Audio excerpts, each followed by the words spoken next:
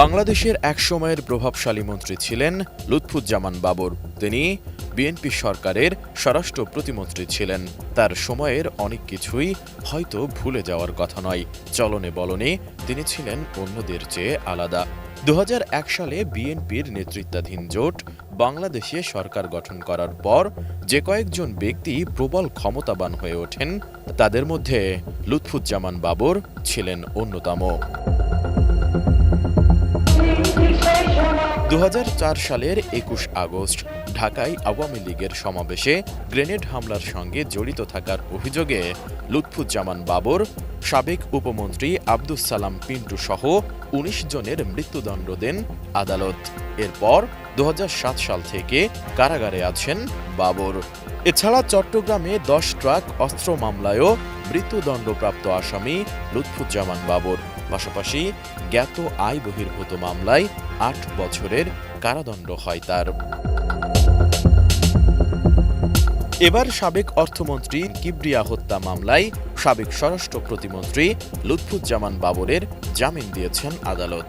১১ September সিলেটের দ্রুত বিচার ট্রাইব্যুনালের বিচারক স্বপন কুমার সরকার এই আদেশ দেন।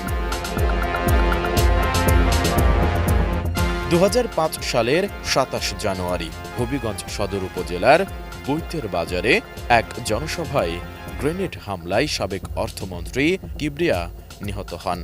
এ ঘটনায় সাবেক স্বরাষ্ট্র প্রতিমন্ত্রী লুৎফুজ্জামান বাবর, সিলেট সিটির সাবেক মেয়র আরিফুল হক চৌধুরী সহ বিএনপির বেশ কয়েকজন কেন্দ্রীয় নেতার নামে মামলা করা হয়।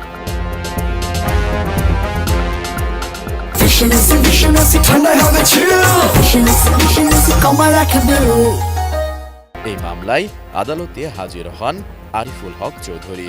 মামলার অন্যতম আসামি বাবর ঢাকায় কারাগারে বন্দী থাকায় তাকে আদালতে হাজির করা হয়নি। পরে আদালতের বিচারক লুৎফুজ্জামান বাবরের জামিন মঞ্জুর করেন।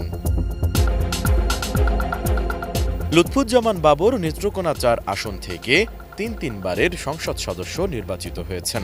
২০০১ সালে বিএনপি জামাত জোট সরকারের সময় স্বরাষ্ট্র প্রতিমন্ত্রীর দায়িত্ব পালন করেন লুৎফুজ্জামান বাবর। এরপর ২০০৭ সালে সেনা সমর্থিত তত্ত্বাবধায়ক সরকারের আমলে তাকে গ্রেফতার করা হয়।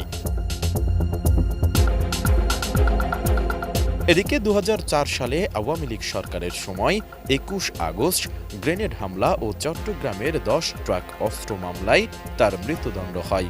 লুৎফুজ্জামান বাবরের বিরুদ্ধে আরও বেশ কয়েকটি মামলা রয়েছে।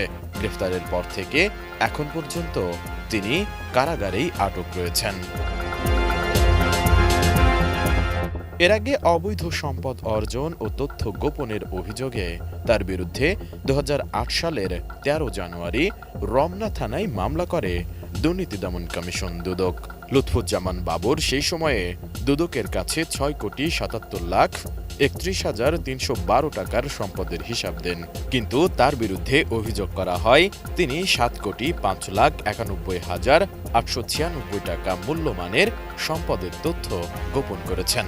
পরে ওই বছরের ১২ আগস্ট তার বিরুদ্ধে অভিযোগ গঠন করা হয়। S I Raj, ATN news.